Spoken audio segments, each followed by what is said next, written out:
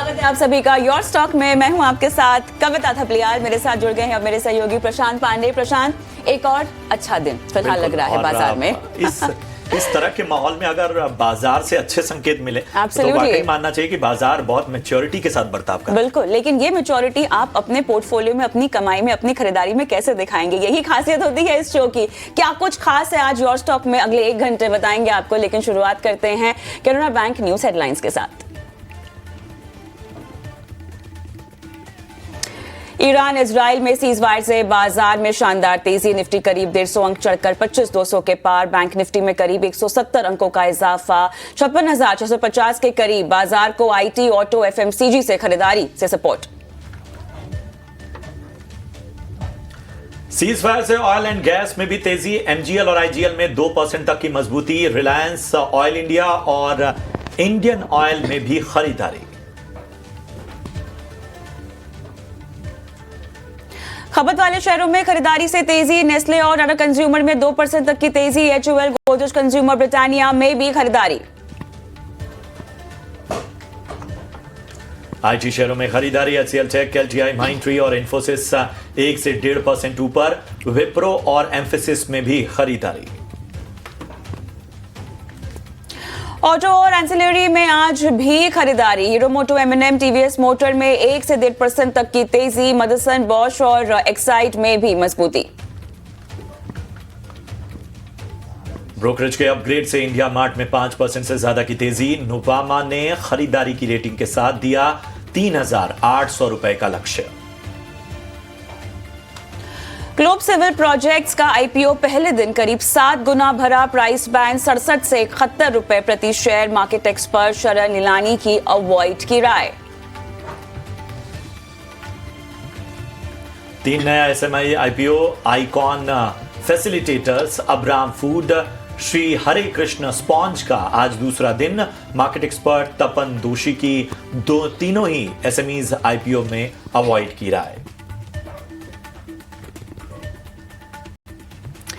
और बॉलीवुड की ब्लॉकबस्टर शोले ने पूरे किए 50 साल। इस मौके पर देखिए शोले का शेयर बाजार से अनोखा कनेक्शन। स्पेशल शो कमाई के शोले, आज दोपहर 12:30 बजे।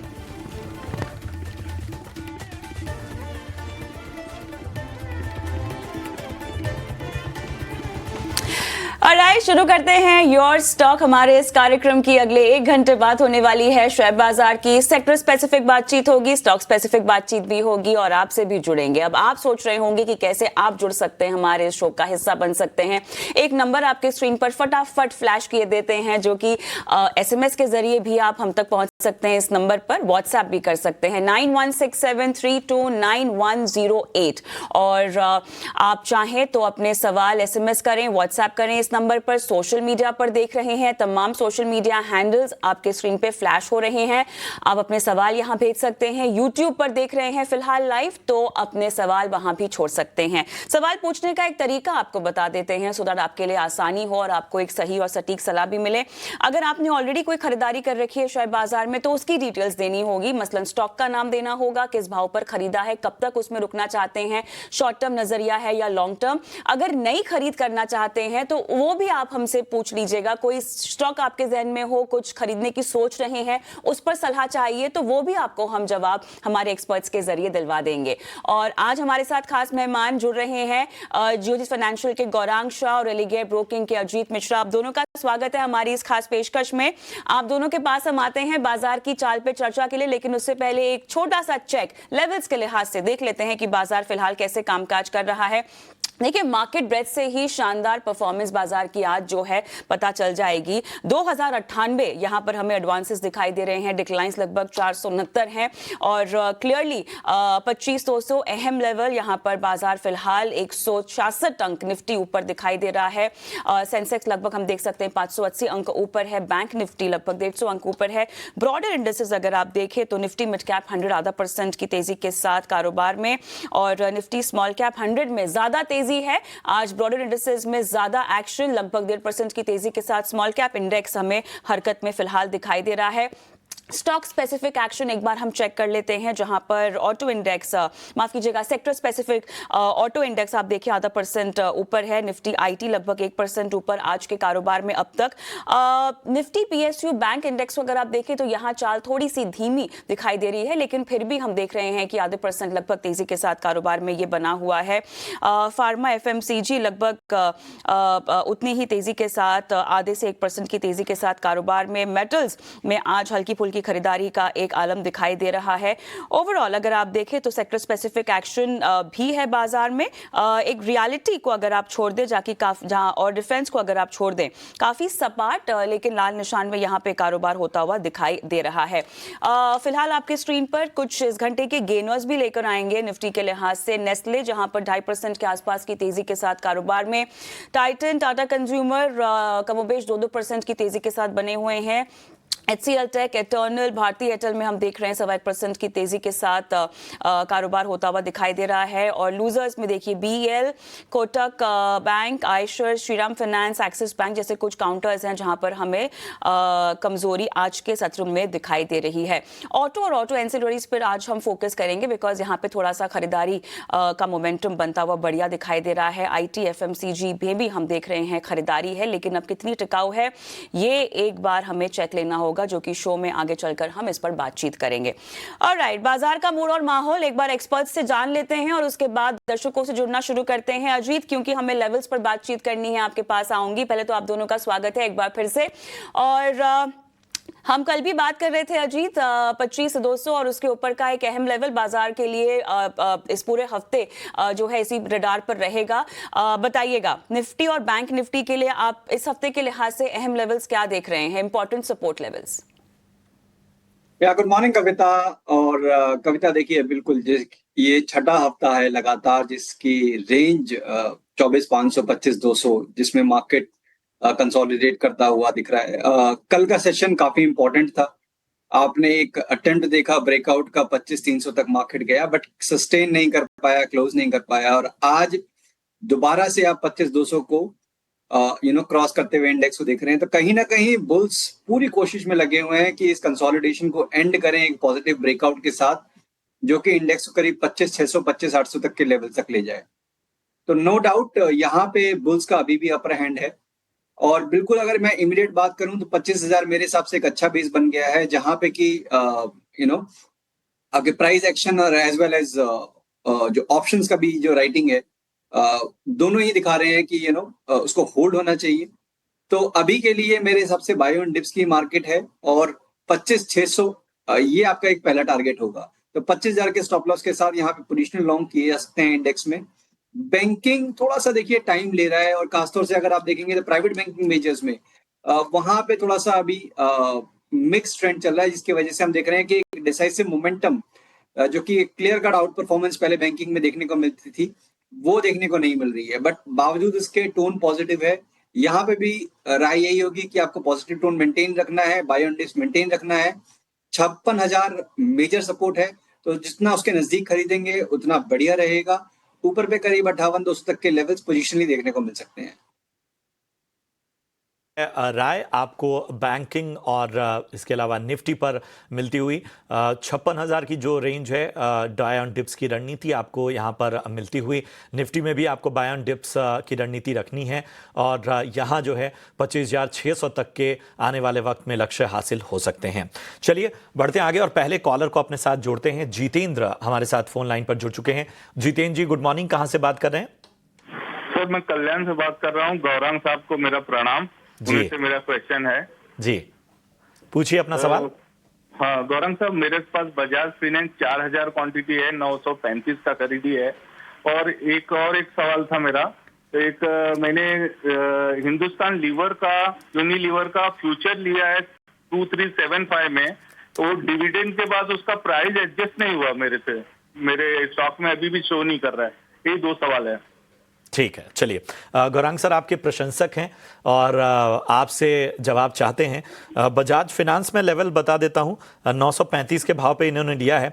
HUL के फ्यूचर में इन्होंने बाइंग की हुई है। हालांकि सबसे पहले बजाज फाइनेंस पे राय दीजिए।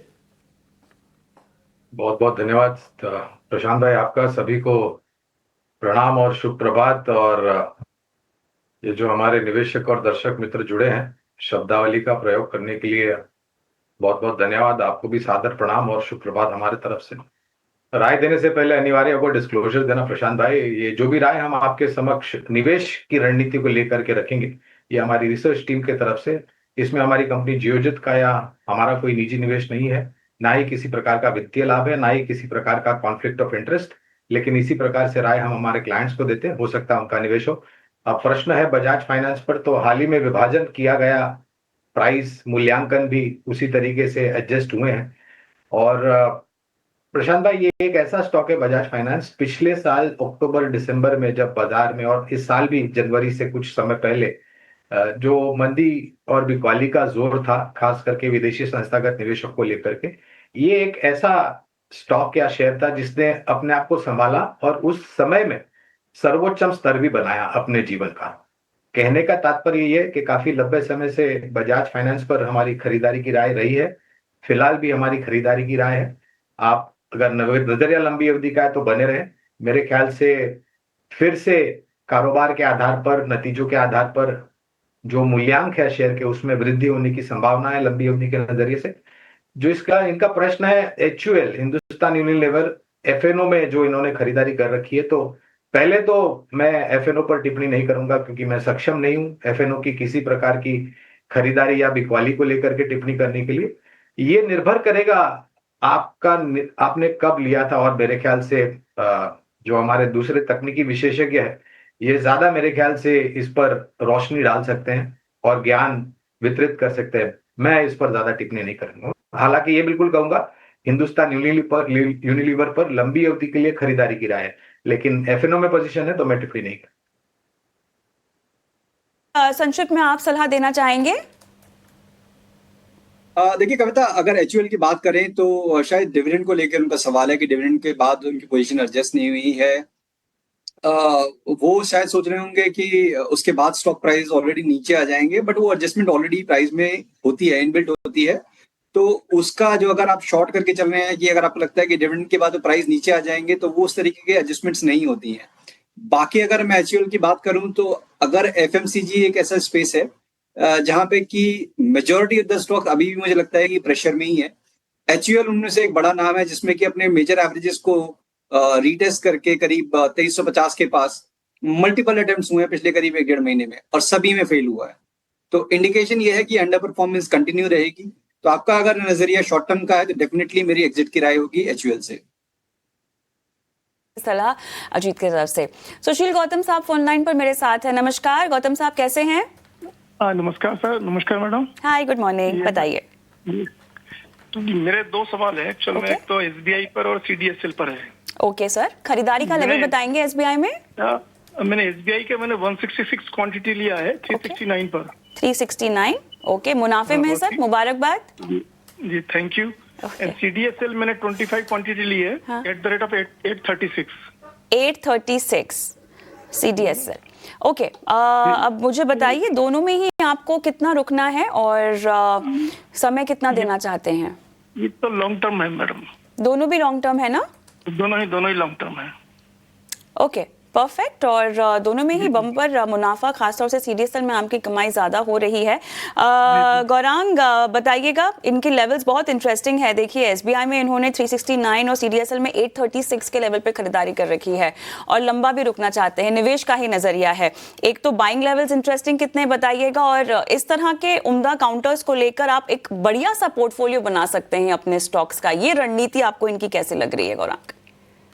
और सबसे महत्वपूर्ण कविता, पहले तो आपको भी शुभ प्रभात और प्रणाम हमारे तरफ से। तो इसी प्रकार की कारगर रणनीति जो है वो लाभदायक साबित होती है शेयर बाजार में, अगर आप लंबी अवधि का नजरिया रखते हैं, अच्छी सक्षम मजबूत कंपनियों में निवेश करते हैं, और जो स्तर पर निवेश हुआ है वो भी बहुत महत्वपूर्ण होता है कविता। तो इनका निवेश दोनों ही कंपनियों में बहुत ही बेहतरीन स्तर पर है। हालांकि हम हमारी टिप्पणी स्टेट बैंक ऑफ इंडिया तक ही सीमित रखेंगे क्योंकि CDSL में हमारी फिलहाल कवरेज नहीं है, इसलिए वहां पर विशेष रूप में टिप्पणी नहीं करूंगा। लेकिन क्षेत्र जो है, जिस क्षेत्र से CDSL जुड़ा हुआ है, यानी कि भारतीय शेयर बाजार, इंडियन कैपिटल मार्केट्स, ये बहुत अच्छा लगता है। यहाँ पर कंप्यूटर एज मैनेजमेंट पर कैंप्स पर हमारी खरीदारी की राय है रिसर्च टीम की तरफ से।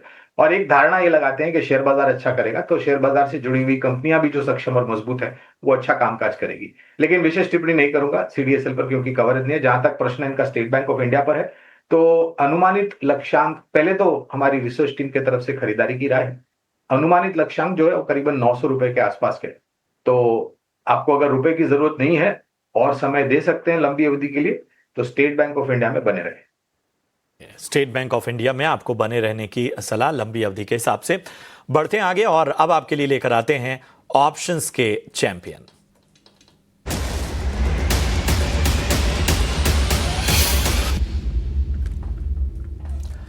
और हमारे साथ जुड़ चुके हैं 5 पैसा कैपिटल के सचिन गुप्ता। Sachin, good morning. प्रशांत बात कर रहा हूं। बताइए आज ऑप्शन की रणनीति क्या है आपकी तरफ से? Very good morning Prashant ji. Well, आज ऑप्शंस की रणनीति में ब्रिटानिया को चूज किया है। एक अच्छा मोमेंटम स्टॉक में वापस देखने को मिला है। टेक्निकली अगर देखें तो 50 डेज के एक्सपोनेंशियल मूविंग एवरेजेस से स्टॉक रिबाउंड होता हुआ नजर आया अलॉन्ग विद द वॉल्यूम। वहीं डेरिवेटिव फ्रंट्स पर देखें तो पिछले 2 दिन से एक शॉर्ट कवरिंग देखने को मिल रही थी। आज एक फ्रेश लॉन्ग बिल्डअप जो है वो डेरिवेटिव फ्रंट्स पर भी यहाँ पर ब्रिटानिया में देखने को मिल रहा है। 5700 का कॉल ऑप्शन जुलाई सीरीज में बाय करने की सलाह रहेगी 150 के आसपास में, क्योंकि जब इसको स्पॉट किया था तो 150 के अराउंड का प्रीमियम था, बट अभी 170 के आसपास है। वापस से अगर प्राइसेस 150 के अराउंड मिलते हैं तो एक बार बाय इनिशिएट किया जा सकता है। स्टॉप लॉस रहेगा 110 का और हायर साइड में 222 रुपए तक के टारगेट्स जो है वो ब्रिटानिया के 5700 के कॉल ऑप्शंस में देखने को मिल सकते हैं, क्योंकि इसका मैक्सिमम लॉस जो है वो यहाँ पर वो करीब 5000 का रहेगा स्टॉप लॉस होने की केस में। वहीं अगर टारगेट हिट होता है 222 रुपए का तो मैक्सिमम प्रॉफिट 9000 रुपए तक देखने को मिल सकता है। ठीक है, शुक्रिया करेंगे सचिन आपका इस अहम रणनीति के लिए। ब्रिटानिया 5700 की कॉल आपको 150 के प्रीमियम पर लेनी है। लक्ष्य 222 का, स्टॉप लॉस 110 का, अधिकतम मुनाफा 9000 का, नुकसान 5000 तक का नजर आ सकता है। चलिए इसके साथ ही आपके सामने सेबी का स्टैंडर्ड रिस्क डिस्क्लोजर भी लेकर आ रहे हैं जो बताता है कि फ्यूचर और ऑप्शन ट्रेडिंग में 90% लोगों को नुकसान होता है और इसलिए आप सोच समझकर ट्रेडिंग इनिशिएट करें और अपने वित्तीय सलाहकार की मदद जरूर लें। चलिए यहां पर हम एक छोटे से ब्रेक के लिए रुकेंगे, लेकिन सवाल ढेर सारे हैं आपके, उनके जवाब इस छोटे से ब्रेक के बाद।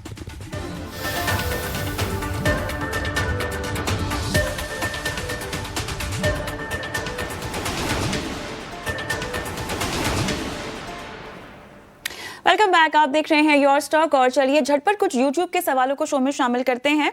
और सोनू साहब हैं हमारे दर्शक यूट्यूब पर और अजीत येस बैंक के बारे में इनको जानना है। अब मैं नहीं जानती इनको खरीदारी करनी है, ये ऑलरेडी खरीदारी कर चुके हैं, बस एक लाइन का सवाल पूछा हुआ है। झटपट बता दीजिए कि अगर खरीदारी नहीं कर रखी है, करना चाहते हैं फिलहाल के लिए येस बैंक पर आपकी क्या राय होगी इनके लिए?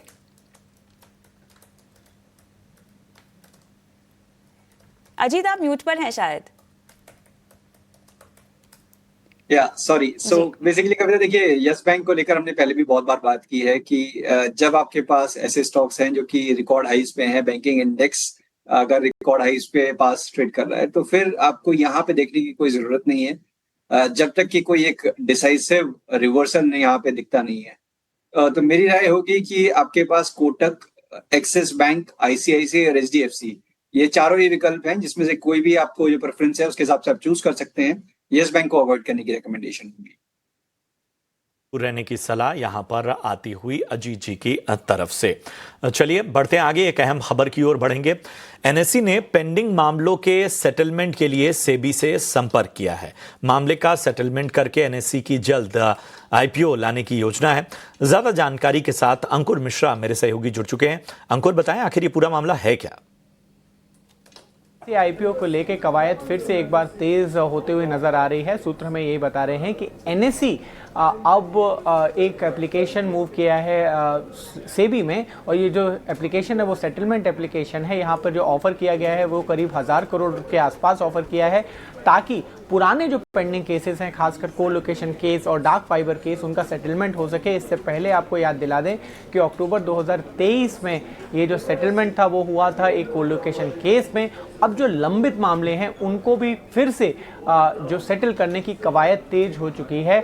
यहाँ पर कोर्ट में भी मामले सेटल करने होंगे और कोर्ट में भी देखना होगा कि किस तरीके से ये मामला सेटल होता है, क्योंकि एफर्ट्स यही किए जा रहे हैं कि एनएसई के आईपीओ को जल्द से जल्द लाया जा सके है। सेबी चेयरमैन तुहिन कांता पांडे ने भी स्टेटमेंट्स दिए हैं पहले और बोला है कि इश्यूज सॉल्व हो रहे हैं और साथ ही ऑब्स्टिकल अब बचे हुए नहीं है एनएसई आईपीओ में, तो कोशिशें शुरू हो गई हैं। अब देखना ये होगा कि कामयाबी मिलेगी या नहीं, क्योंकि फाइनल जो अप्रूवल है वो सेबी की तरफ से आना है।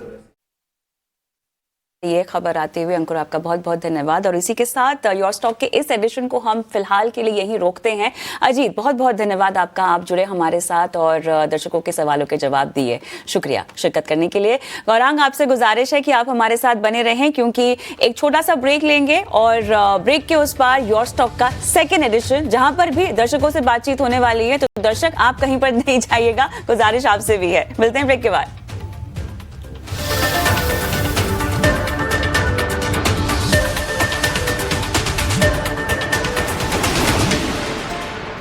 नमस्कार, स्वागत है एक बार फिर से आपका योर स्टॉक के सेकेंड एडिशन में। मैं हूं कविता, प्रशांत मेरे साथ जुड़े हुए हैं और दर्शकों के सवालों के जवाब दे रहे हैं हम इस हमारे आधे घंटे की पेशकश में, और एक्सपर्ट भी हमारे साथ जुड़े हुए हैं। लेकिन चलिए शुरुआत करते हैं कैनरा बैंक न्यूज हेडलाइंस के साथ। ईरान इजराइल में सीज फायर से बाजार में शानदार तेजी, निफ्टी करीब 160 अंक चढ़कर 25,200 के पार, बैंक निफ्टी में करीब 180 अंकों का इजाफा, 56,650 के करीब। बाजार को आईटी, ऑटो, एफएमसीजी में खरीदारी से सपोर्ट।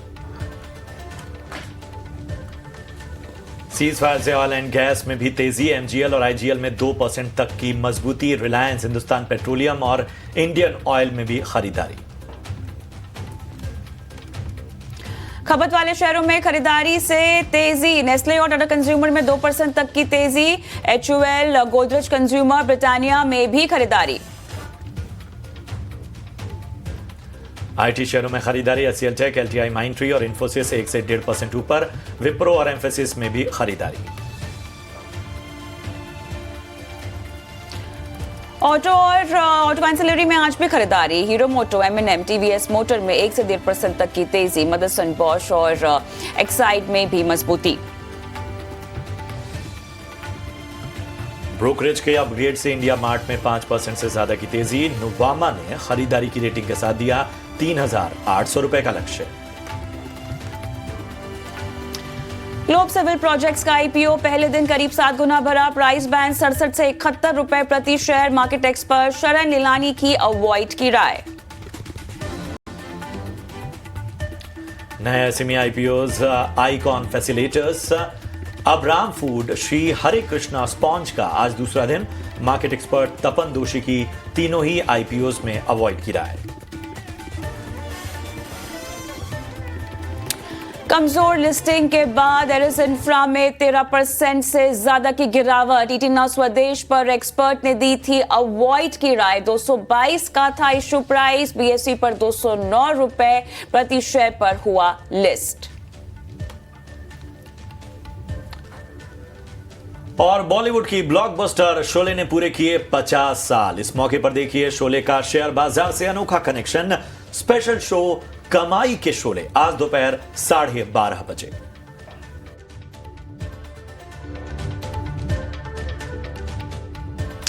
चलिए योर स्टॉक के इस एडिशन की हम शुरुआत करते हैं, और शुरुआत कर रहे हैं उससे पहले दर्शकों को बता दें कि ये शो आपके लिए है। अगले आधे घंटे भी हमारा फोकस आपके सवालों के जवाब पर रहेगा। आपको अपने सवाल हम तक पहुंचाने हैं एसएमएस के जरिए, व्हाट्सएप के जरिए। नंबर आपके स्क्रीन पर फ्लैश किए देते हैं। बहुत सारे दर्शक यूट्यूब पर भी सवाल पूछ रहे हैं, जो मैं देख पा रही थी। गुजारिश बस इतनी है, केवल स्टॉक का नाम डाल रहे हैं। अगर आपको किसी स्पेसिफिक स्टॉक के बारे में जानना है तो हमें जानकारी दीजिए कि आपको खरीदारी करनी है या आपने खरीदारी कर रखी है तो किन लेवल्स पर आपने कर रखी है, और उसके मुताबिक जो है हम आपको सलाह देंगे, आपको बताएंगे कि आगे आपको कैसे बढ़ना चाहिए अपनी इस खरीदारी में। नई खरीदारी भी करना चाहते हैं तब भी पूछिएगा कि आपको नई खरीदारी के लिहाज से क्या नजरिया है उस पर्टिकुलर स्टॉक में। और बाजार की चाल अगर हम देखें तो फिलहाल मोमेंटम जस का तस यहां पर बना हुआ है, और एडवांस डिक्लाइन मार्केट ब्रेथ लगभग उतनी ही है जितनी हम देख रहे थे, और 25,200 को अभी भी बाजार होल्ड किए हुए हैं। ब्रॉडर इंडिसेस में भी हम देख रहे हैं फिलहाल खरीदारी का मोमेंटम बना हुआ है। दर्शकों के सवालों की ओर फोकस करेंगे। गौरांग शाह हमारे मेहमान बने हुए हैं हमारे साथ। गौरांग, एक बार फिर से आपका स्वागत है और दर्शकों के सवालों के लिए हम सलाह लें उससे पहले चलिए आपको बता देते हैं एक बार फिर से 18 नाउ स्वदेश का विश्लेषण हमारी पड़ताल पर मुहर लगी है। दर्शकों को हमने कहा था कि एरिस इंफ्रा IPO से आपको दूर रहना चाहिए और देखिए ये बात एक बार फिर से आपके सामने साबित होती हुई दिखाई दे रही है कि हमारी एक्सपर्ट एडवाइस कितनी सही है।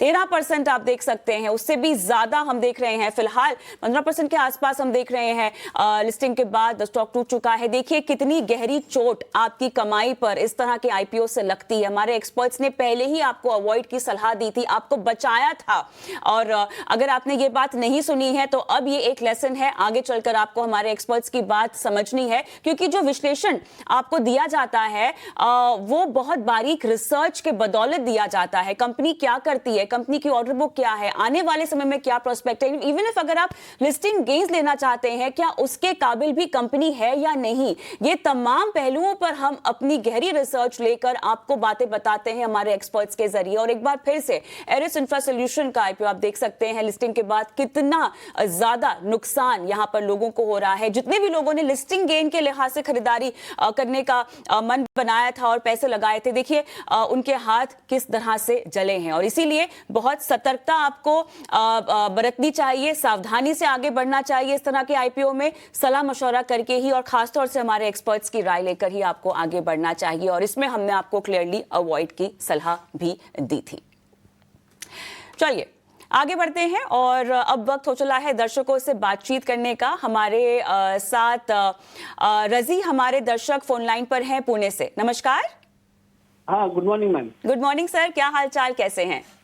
मैम बढ़िया है, आप कैसे? मैं बिल्कुल ठीक sir, thank you so much for asking. बताइए आपने कहाँ खरीदारी कर रखी है टाटा स्टील में? हाँ मैम, मैं 6 मंथ पहले जो है टाटा स्टील खरीदा था। हाँ 163 के प्राइस पे 305 क्वांटिटी। 168 ना? 160, हाँ 168। ओके तो मुझे जानना था कि मतलब क्या है, मतलब उसका फ्यूचर क्या है।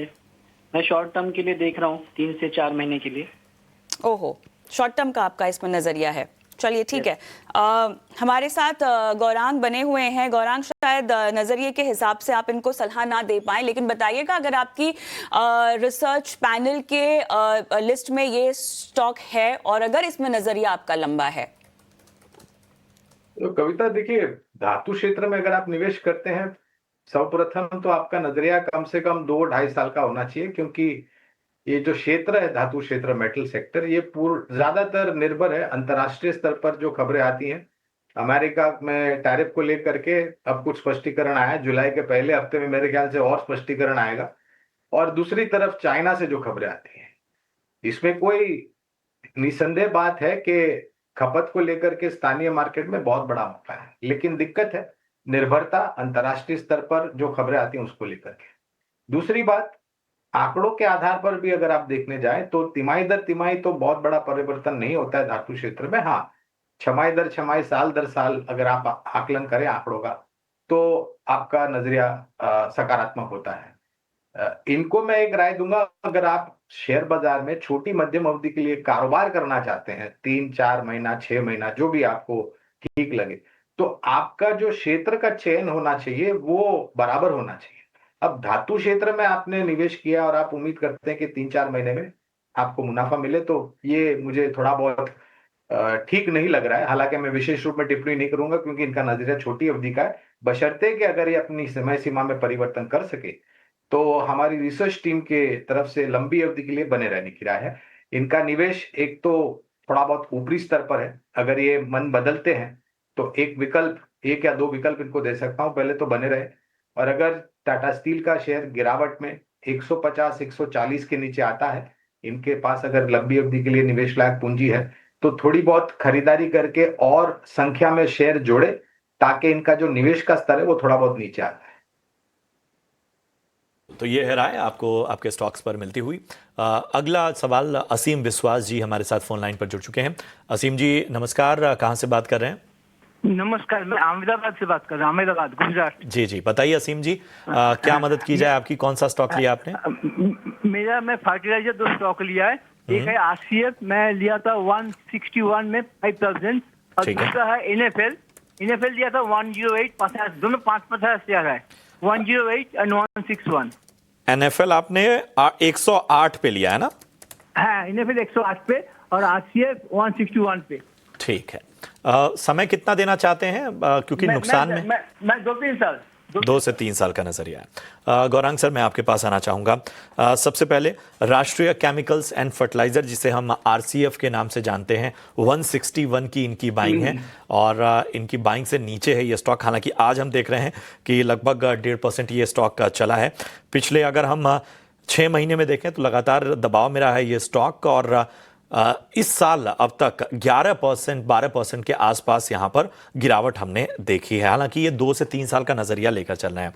दूसरा इनका स्टॉक है वो है NFL। ये भी उन्होंने ऊपरी स्तरों पर खरीदा है, 108 के भाव पे इन्होंने खरीदारी की हुई है। हालांकि पिछले 5 ट्रेडिंग सेशन से हम देख रहे हैं कि मोमेंटम इसमें साफ तौर पर नजर आया है।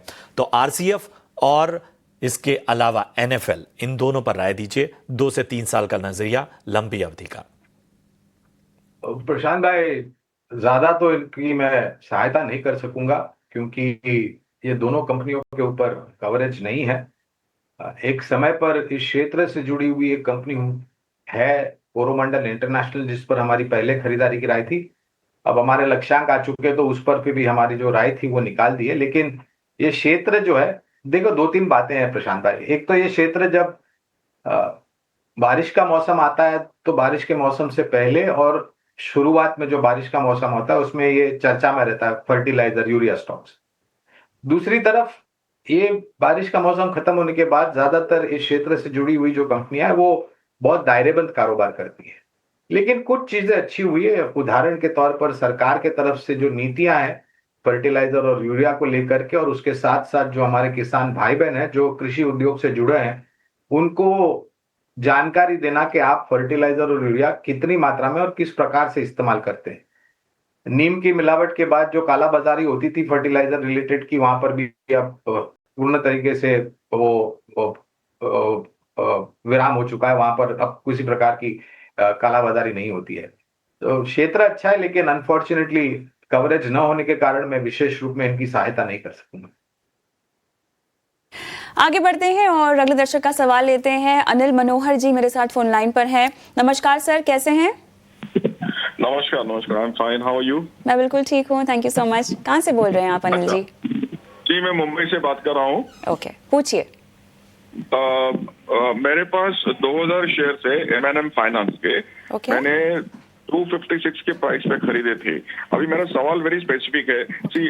उसमें एक डिविडेंड डिक्लेयर हुआ है जिसका एक्स डेट है 15 जुलाई का। ओके, तो I can hold for 1 month and I can even add, मैं और ऐड कर सकता हूँ उसमें। मैं 30, 40, 50 हजार और ऐड कर सकता हूँ। तो ये पूछना था कि ये एडवाइजेबल है क्या? बिकॉज M&M फाइनेंस का एक्चुअली बीच में रिजल्ट खराब आया था और थोड़ा डाउनवर्ड ट्रेंड काफी था। तो बट उसमें मेरा कैलकुलेशन ये है कि उसमें ज्यादा मैं इन्वेस्टमेंट करूं तो उसमें रिटर्न ज्यादा है कि डिविडेंड, एंड देन उसके बाद मैं होल्ड कर सकूं। ये पूछना था। चलिए, रणनीति के लिहाज से आपका सोचना कितना सही है। अजीत मिश्रा हमारे साथ एक बार फिर से जुड़ गए हैं। अजीत, स्वागत है आपका। और अब बताइए, इन्होंने अपने लिए स्ट्रैटेजी सोच रखी है M&M फाइनेंस में, आप कितने सहमत हैं और क्या रिकमेंडेशन होगी इनके लिए?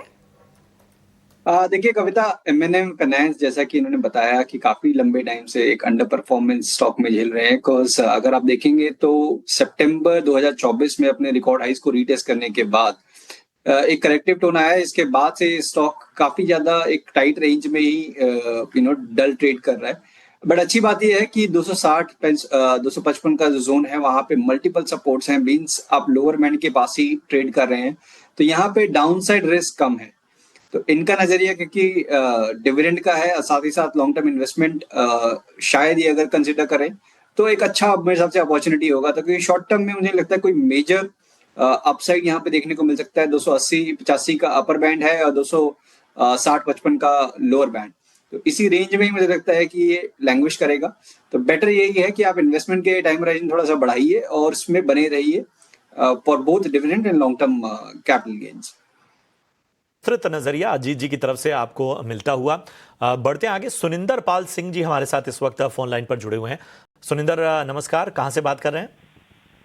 गुड मॉर्निंग, मैं दिल्ली से बोल रहा हूँ। जी पूछिए अपना सवाल। मेरे पास इन्फोसिस 50 शेयर हैं, 1782 के डेट पर। ठीक है। तो इसमें 6 महीने से 1 साल का नजरिया में क्या करना चाहिए? 6 महीने से 1 साल का नजरिया इन्फोसिस में आप लेकर चल रहे हैं। 1782 की आपकी बाइंग है, फिलहाल नुकसान में है। कोई और स्टॉक भी है आपका? हाँ जी, तेजस नेटवर्क 50 शेयर एट। तेजस बताइए एक बार फिर से। तेजस नेटवर्क 50 शेयर 1383 के रेट पर। अच्छा 1383। ठीक है चलिए, और इन्फोसिस पे हम फिलहाल राय दे पाएंगे क्योंकि तेजस हमारे कवरेज में नहीं है, लेकिन शायद आपके पास पीरामल फार्मा भी है। पीरामल फार्मा 150 शेयर है 282। ठीक है चलिए, तो हम इन दोनों स्टॉक पे राय देते हैं। अजीत जी जरा बताइए, 6 महीने से लेके 1 साल का नजरिया लेकर चल रहे हैं, तो इनको सबसे पहले इनके स्टॉक का पीरामल फार्मा पे 282 की इनकी बाइंग है। इन्फोसिस की बाइंग मैं बता देता हूं 1782 रुपए की इन्फोसिस की बाइंग है। दोनों पर राय दीजिए। बिल्कुल, देखिए प्रशांत, यहाँ पे पिरामिल फार्मा में एक करेक्टिव टोन काफी लंबे टाइम चलता आ रहा है और अभी भी कुछ खास रिवर्सल के साइन नहीं है। एक चीज अच्छी है कि जो कि लोअर बैंड जहां से ये बार बार बाउंस करता है, उन्हीं लेवल्स को रीटेस्ट करने के बाद इस बार भी रिकवरी आई है। बट मोमेंटम रीगेन करने के लिए 210 का जो लेवल है, जोन है, उसको क्रॉस करके सस्टेन करना पड़ेगा। उसके बाद करीब 240-45 तक के लेवल्स इसमें देखने को मिल सकते हैं। तो बेटर यही रहेगा कि 188 का एक स्टॉप लॉस मेंटेन करें इस स्टॉक में। अपसाइड पे जब भी एक बार 240 के पास पहुंचता है तो वहां दोबारा से अपनी पोजीशन को रिव्यू करें। इन्फोसिस, यहाँ पे देखिए आईटी एज अ पैक एक रिकवरी का टोन जरूर दिखा, बट इन्फोसिस में भी अपनी लॉन्ग टर्म एवरेजेस 1650 के पास आके वहां पे थोड़ी सी झिझक, थोड़ा रेजिस्टेंस फेस कर रहा है। अभी के सिनेरियो के हिसाब से मुझे लगता है थोड़ा बहुत साइडवेज टोन ही बरकरार रहेगा, बट क्योंकि इनका नजरिया 6 महीने से 1 साल का है, बने रहने की राय होगी। 1500 के नीचे अब स्टॉक को नहीं आना चाहिए। अगर इस रिकवरी को स्ट्रेंथन करना है, 1750-1800 तक के लेवल्स पे जाना है, तो 1500 के क्लोजिंग स्टॉप लॉस के साथ यहाँ पे बने रहने की राय होगी। दोनों स्टॉक पर एक इनका तेजस नेटवर्क भी था, हमने कवरेज में चेक किया, ये कवरेज में है हमारे। जरा तेजस नेटवर्क पर भी राय दीजिए। देखिए तेजस नेटवर्क काफी शार्प डिक्लाइन प्रशांत देखने को मिला है। 1450 के लेवल्स करीब नवंबर में थे और यहाँ से अब 650-670 के जोन को टेस्ट करने के बाद अब थोड़ा बहुत स्टेबिलिटी दिख रही है, बट ट्रेंड नेगेटिव है, इसमें कोई दो राय नहीं है। क्योंकि ओवरसोल्ड है, इसके लिए डिक्लाइन में थोड़ा सा पॉज है, बट मुझे लगता है कि रिकवरी बहुत ग्रेजुअल होने वाली है। तो अगर इनका बिल्कुल शॉर्ट टर्म का नजरिया है तो 650 का एक स्टॉप लॉस मेंटेन करें और 800 सवा 800 के पास एक बार एग्जिट की कोशिश करें। राय आपको मिलती हुई आपके तमाम स्टॉक पे। यहां रुकेंगे एक छोटे से ब्रेक के लिए, फौरन हाजिर होते हैं।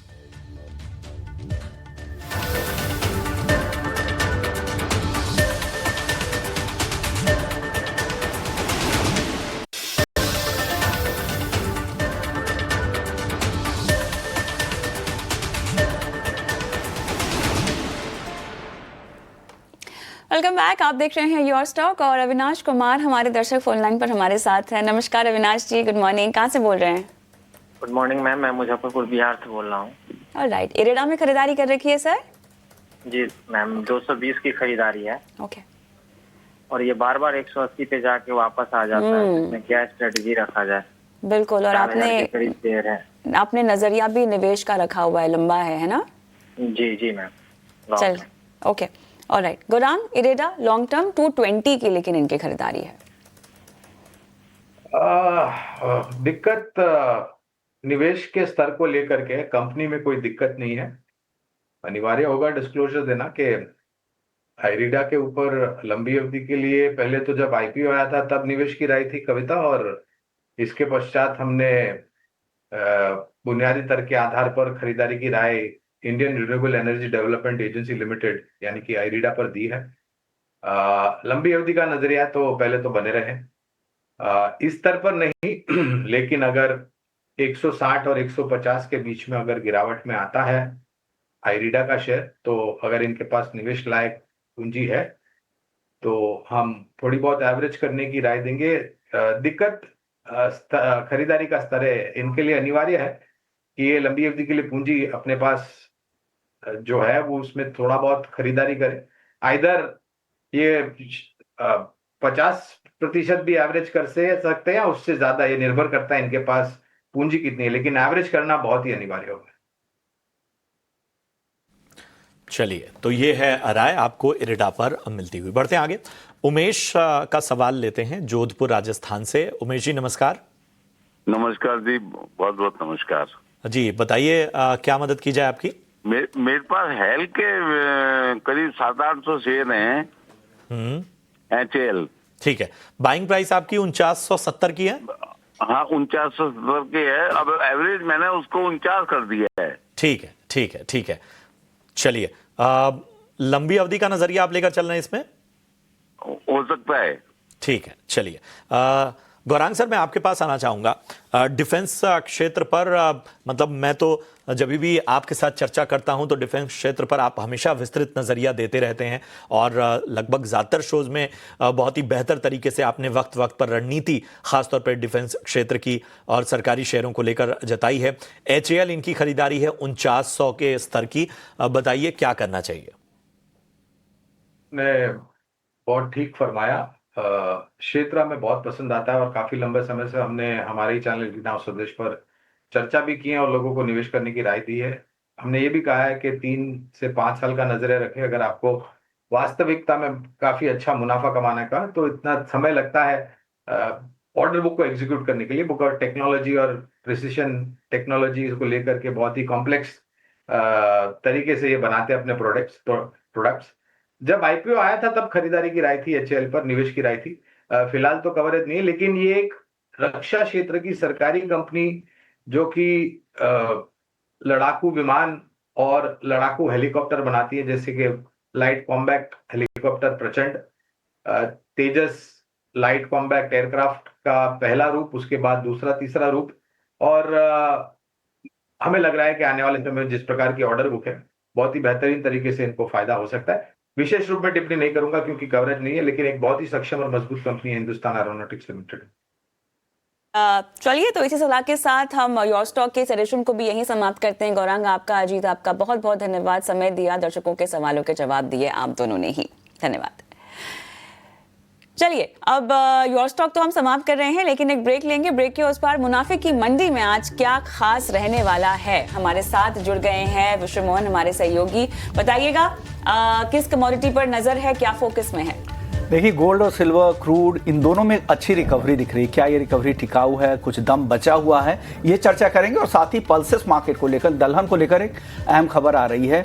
क्या वो नया ट्रेंड दिख रहा है या बस 2 महीने के लिए है, इस पर भी चर्चा करेंगे। और साथ ही वाटरमेलन सीड्स को लेकर एक नई खबर आई है, सरकार का नोटिफिकेशन आया है। वो क्या है नोटिफिकेशन, बताएंगे आपको सब कुछ ब्रेक के बाद।